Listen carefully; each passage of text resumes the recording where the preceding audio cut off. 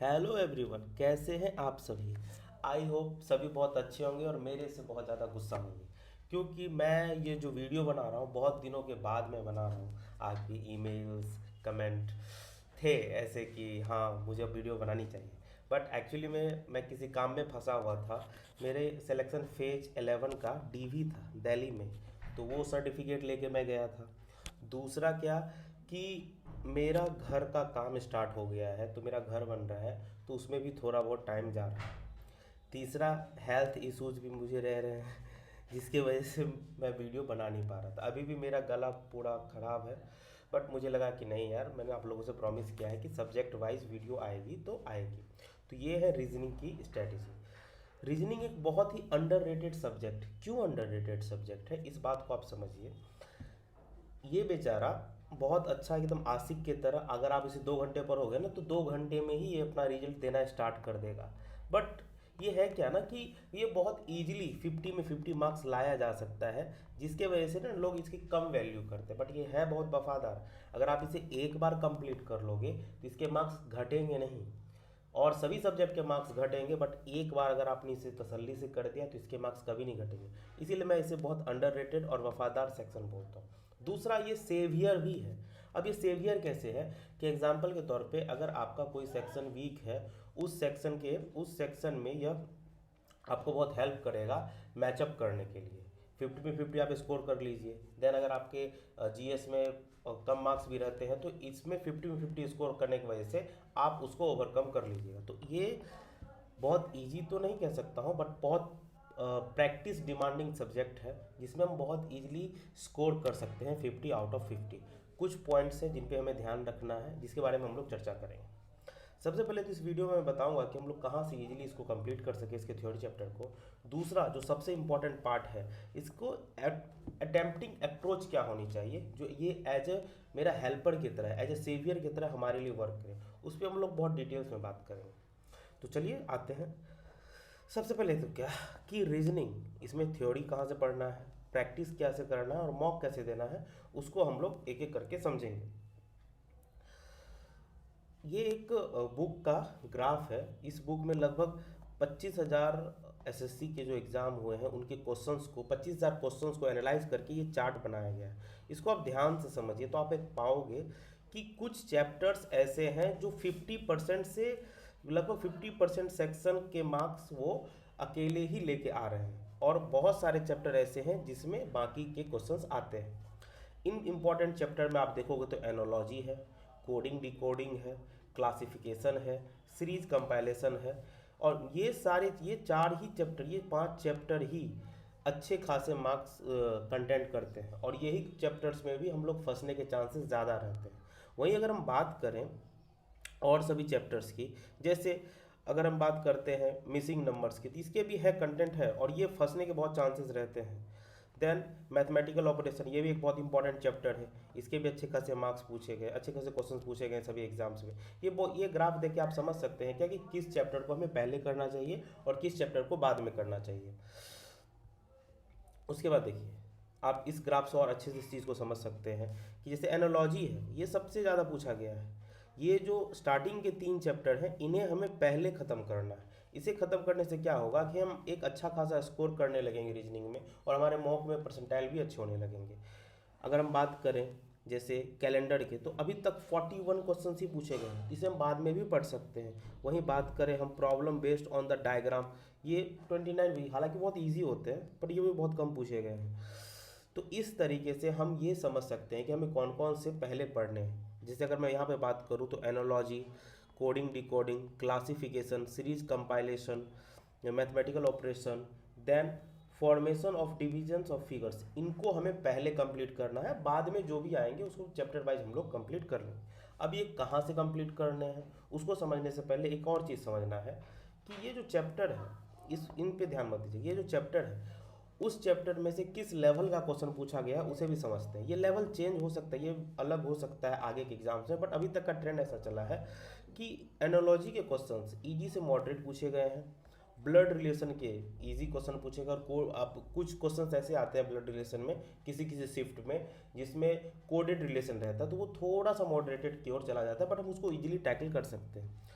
तो इस तरीके से ये चार्ट है, आप इससे समझ सकते हैं कि किस चैप्टर पे कितनी ज़्यादा प्रैक्टिस करनी है। जैसे आप ये देखो मिसिंग नंबर को, ये जनरली ये हार्ड ही होते हैं, मॉडरेट टू हार्ड ही होते हैं, इसे आप आसानी से ट्रैकल नहीं कर पाओगे, तो इसके क्वेश्चन अच्छे खासे प्रैक्टिस करने होंगे। देन अगर हम बात करें सीरीज़ की, कुछ सीरीज डिटेक्टेबल है तो वो इजी होती है, कुछ सीरीज डिटेक्टेबल नहीं है तो वो हार्ड भी बन जाती है। वो डिपेंड करता है कि आपका माइंड कितने अच्छे से उस सीरीज को डिटेक्ट कर रहा है, उसके लॉजिक को समझ रहा है। अब आते हैं कि हमें ये करना कहाँ से है। देखो मैं यूट्यूब से, मैंने जहाँ से किया मैं उनके रेफरेंस में आपको दूंगा। प्रैक्टिस करने के लिए एक सीरीज चलाई गई थी E1 कोचिंग सेंटर्स पे, क्विक रिवीजन के नाम से। इस पे टोटल 14 चैप्टर्स है, वैसे चैप्टर्स है जो बहुत इंपॉर्टेंट और जिसमें टीचर की ज़रूरत है। अब जैसे मान के चलो मिरर वाले क्वेश्चन में टीचर्स की क्या ज़रूरत है, वो हम लोग आसानी से कर सकते हैं। तो वैसे सारे क्वेश्चन चैप्टर्स जिसमें टीचर की ज़रूरत है, जिससे हम अपने स्किल को इम्प्रूव कर सकते हैं, वो आप यहाँ से कंप्लीट कर सकते हैं। इसी के सीरीज में TCS के टॉप क्वेश्चंस के PYQ का भी सीरीज, इसमें भी 9 वीडियो है, इसी चैनल पे आपको मिल जाएगी। देन मुझे एक और चैनल बहुत अच्छा लगा, खासकर नंबर सीरीज और पिक्चर्स वाले क्वेश्चंस के लिए। एक चैनल है सिग्मा एकेडमिक, हेमंत सर करके। इन्होंने ना सीरीज वाले क्वेश्चन, एनोलॉजी वाले क्वेश्चंस और फिगर वाले क्वेश्चंस को बहुत ही प्यारे ढंग से समझाया है। मैं आपको स्ट्रांगली रिकमेंड करूंगा, अगर आपको इनमें प्रॉब्लम्स आती है तो आप इनके वीडियो को ज़रूर देखें। ये भी आपको बहुत बहुत ईजिली अवेलेबल मिल जाएंगे और सारे प्रीवियस ईयर आपके सॉल्व हो जाएंगे। अब एक जो सबसे बड़ा जो मेंस में हमारा टॉपिक जुड़ता है, स्टेटमेंट एंड कंक्लूजन, या स्टेटमेंट वाले जो क्वेश्चंस होते हैं, उसके लिए सिर्फ एक ही मात्र वीडियो जो सबसे बेस्ट मुझे लगी है, ये पीयूष सर की है। ये लगभग 3-3.5 घंटे की वीडियो है, जिसे आप देखोगे तो आपको लॉजिकली समझ में आ जाएगा कि किस ऑटम को कैसे अटेम्प्ट करना है।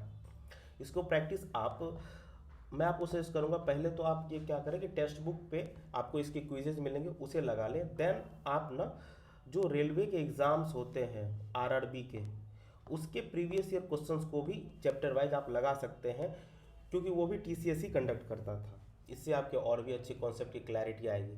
बट मैं आपको एक स्ट्रांगली मैं आपको एक बात बताऊंगा कि 100% कमांड इन चैप्टर्स पे नहीं किया जा सकता है। तो इसमें आप थोड़ा सा एक एरर लेके चलें कि गलत भी हो सकता है। बाकी और भी रीजनिंग के जितने भी चैप्टर हैं उसमें आप 100% कमांड कर सकते हैं। अगर कोई ऐसा क्वेश्चन आया जो कभी भी नहीं आया था, मेरा विश्वास कीजिए 99.99% लोग उस चीज़ को सॉल्व नहीं कर पाएंगे। कोई एक सीरीज़ का क्वेश्चन अगर मैं आपको दे दूं जो आपने कभी सॉल्व नहीं किया है, आप पूरे दिन उसे बैठ भी जाओगे, तब भी आप उसको सॉल्व नहीं कर पाओगे। बेटर है कि हम अपने प्रीवियस ईयर पैटर्न पे ही रहें, उनके सारे क्वेश्चंस को फॉलो करें, उनके सारे जो टॉपिक है उसको कवर करें, उनके जो भी पैटर्न पे क्वेश्चंस आते हैं उसको करें। एक और चैनल है, हालांकि मैंने इस चैनल के कुछ ही वीडियो देखे हैं, 11 वीडियो है, पर ये बहुत अच्छी वीडियो है, आप इसे भी फॉलो कर सकते हैं, SSC इंड गेम करके। इसके अलावा भाई मैं आपको बहुत स्ट्रांगली बोल रहा हूँ, रीजनिंग में कुछ भी नहीं करना है और ना ही कोई दूसरा चैनल पे जाके देखना है। इसके अलावा को कुछ भी नहीं करें, मेरा विश्वास करो, ज़्यादा भटकने की ज़रूरत नहीं है। ये आराम से आपको 50 में 50 मार्क्स दे देगा अगर आप इतना कर लेते हो। प्रैक्टिस करने के लिए मैं आपको सोर्स बताऊँगा।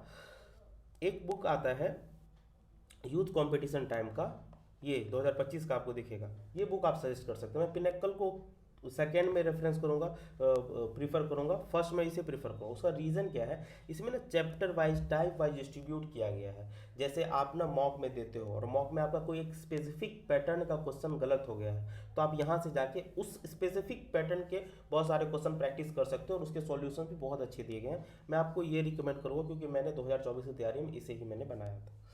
और आप टेलीग्राम की काली शक्तियों का इस्तेमाल करोगे तो आपको ये फ्री में भी अवेलेबल मिल जाएगा, इतना तो आप समझदार हो ही। देन हमारा आता है कि हम मॉक में प्रैक्टिस कहाँ करें। उसके लिए एकमात्र सोर्स है, आपको एक सोर्स तो बहुत सारे हैं, लेकिन मेरे अकॉर्डिंग सबसे बेस्ट सोर्स क्या है कि आप टेक्स्ट बुक पे जो PYQ करके एक सीरीज है जिसमें SSC के सारे रीजनिंग के सेट्स अवेलेबल हैं, आप उसे ईयर वाइज लगाएं। और आपको ये कैसे लगाना है इस बात को समझिए। जैसे आपने ना आज अगर मंडे है तो आज आपने ना 4 सेट तो नहीं कहूँगा मैं, 2 सेट आपने 2024 के लगाए, कल 2 सेट आप इसके लगाए, कल 2 फिर इसके, फिर 2 इसके, 2 इसके, और 2020 तक के लगाए, 19 आप छोड़ सकते हैं। ऐसे करके आपको ना हर दिन 2 लगाने और ये एक साइकिल में चलेगा। इससे क्या होगा कि आपका जो प्रिपरेशन करने या आप जो तैयारी कर रहे हैं उसका वाइड हर एक तरह के जो पैटर्न है उसको समझने के लिए तैयार हो जाएगा, और आप किसी भी तरह के हार्ड लेवल हो इजी लेवल हो आप उसको इजीली आसानी से कर पाओगे। ये तो रहा प्रैक्टिस करने के बाद। अब एक बात आती है मॉक स्ट्रेटजी, हमें कितने टाइम आइडल टाइम में ये करें कि हम एक अच्छा स्कोर कर पाए और हमारा टाइम भी ज़्यादा ना लगे। तो मेरे अकॉर्डिंग अभी के पैटर्न के हिसाब से मैं 10 से 12 मिनट दूंगा, max to max 14 minute. But इससे ज़्यादा अगर आपके टाइम लग रहे हैं तो आप पीछे रह जाओगे और सब सब्जेक्ट्स में। 10 से 12 मिनट ही आपको लगने चाहिए। इसको कैसे करना है मैं ये भी आपको समझाता हूँ। ये है स्ट्रैटेजी जो मैं फॉलो करता था। आपको ये हेल्प भी कर सकती है और हेल्प नहीं भी कर सकती, पर मुझे इसने बहुत हेल्प किया है। आप इसे बहुत ध्यान से समझो। रीजनिंग को हमें 2 राउंड में अटेम्प्ट करना है। कैसे? फर्स्ट राउंड में हमें क्या क्या करना है इसे समझो। फर्स्ट राउंड में हमें जनरली फिगर वाले क्वेश्चंस करने हैं, मिरर वाले क्वेश्चंस करने हैं, जो 2-3 लाइन के स्टेटमेंट्स वाले सीटिंग अरेंजमेंट वाले क्वेश्चन है उन्हें कर लेना है। सीरीज के क्वेश्चन जिसे देखते ही बिना पेन लगाए ही लग रहा है कि मैं इसे आसानी से कर लूँगा, उन्हें करना है। लॉजिकल और डिक्शनरी वाले जो अरेंजमेंट वाले क्वेश्चन होते हैं उन्हें करना है। और जो वेन डायग्राम करके जो हम लोग इस तरीके से बनाते हैं उसे करना है। जब आप इनको करोगे ना तो अप्रॉक्सीमेटली मेरा तो ये होता था, मैं लगभग फर्स्ट गो में 8 मिनट में, समझो 8 मिनट में मैं लगभग 20 क्वेश्चंस कर लेता था। बट मुझे लगता है कि आप लोग भी मेरे से बेटर भी हो, मेरे से बेटर भी परफॉर्म कर सकते हो। बट अगर आप 15 से 20 क्वेश्चन भी फर्स्ट गो में करते हो ना 7 से 8 मिनट में, ये दी बेस्ट है। आप बहुत आगे निकल जाओगे, कॉन्फिडेंस भी आएगा। देन आपको सेकेंड और हाँ, फर्स्ट राउंड में क्या क्या नहीं करना है उसे समझो। लॉन्ग क्वेश्चंस को तो पढ़ना तक नहीं है, जैसे 3-4 स्टेटमेंट से बड़े वाले कोई क्वेश्चन है उसको पढ़ना ही नहीं है फर्स्ट गो में। दूसरा, सीरीज और एनालॉजी आपने देखा कि 10 सेकंड 15 सेकंड तक वो आपसे सॉल्व नहीं हुआ है तो आप उसे छोड़ सकते हो अगले राउंड के लिए, उसको लेके बैठे नहीं रहना है। क्योंकि कभी कभी क्या होता है ना कि हम लोग एक पॉइंट पे उस तरीके से नहीं सोच पाते, और रीजनिंग तो सोचने का ही खेल है। अगर हम फिर दोबारा आके सोचेंगे ना तो बहुत बेटर परफॉर्म करोगे, मेरा विश्वास करो, आपको ये चीज़ फील होगा। कैलेंडर क्वेश्चन फर्स्ट गो में नहीं करने हैं क्योंकि ये ज़्यादातर नहीं आते हैं तो हमारी प्रैक्टिस कम होती है। तो इसे आप फर्स्ट गो में ना करें, सेकंड राउंड के लिए बचाएं। बन जाएंगे, ऐसे नहीं कि नहीं बनेंगे, सारे क्वेश्चंस बन जाएंगे। बट मैं ये बता रहा हूँ आप टाइम कैसे बचा सकते हो जिससे आपके आगे के सब्जेक्ट अच्छे हों। आगे के सब्जेक्ट अच्छे होने का मतलब क्या है कि जैसे अगर आपके पास टाइम बहुत है तो आप मैथ्स में भी अच्छे से सोच पाओगे और आपका कॉन्फिडेंस भी रहेगा, अरे यार मेरे पास तो अभी टाइम है, मैं अच्छे से इसको कर सकता हूँ।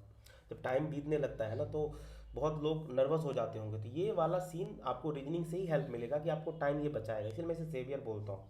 अजीब फिगर वाले क्वेश्चन छोड़ देना, जैसे एक बॉक्स बना हुआ है उसमें बहुत सारे फिगर हैं, उसमें दूसरे को लगाना है और एक बार में दिखने में समझ नहीं आता है 10-15 सेकंड तक, आप इसे सेकंड राउंड के लिए छोड़ सकते हैं।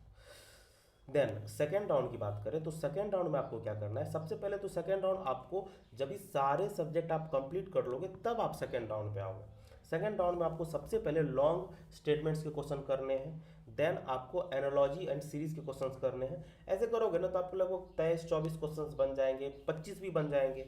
बट अगर आपके नहीं बनते हैं ना तो उसे फिलहाल छोड़ दो, उसको लेके बैठे नहीं रहना है। मैथ्स के जो छूटे हुए क्वेश्चन है उनको करो, इंग्लिश के जो छूटे हुए क्वेश्चन है उनको करो। फिर बाद में अगर आपका टाइम बचता है तो आप वो एनोलॉजी के क्वेश्चन जो आप डिटेक्ट नहीं कर पा रहे तो उसको लेकर आप बैठ सकते हो, उसको सोच सकते हो। तो वहाँ पे खोने के लिए ना के बराबर चीज़ों का, और वो बन गया ना तो वो आपको रैंक भी दे जाएगा। देन यही था। इस रीजनिंग बहुत छोटा सा सब्जेक्ट है हम लोगों का, बहुत वफादार सब्जेक्ट है और इसकी स्ट्रेटजी लगभग यही है। आप इस मॉक की स्ट्रेटजी को अच्छे से फॉलो करना। अगर आपको ये हेल्प मिले तो प्लीज़ वीडियो पर कमेंट करना। अगर आपको इससे थोड़ा सा भी हेल्प मिले तो वीडियो पर कमेंट करना, और मैं कोशिश करूँगा कि मैं आप लोगों से जुड़ा हुआ रहूँ।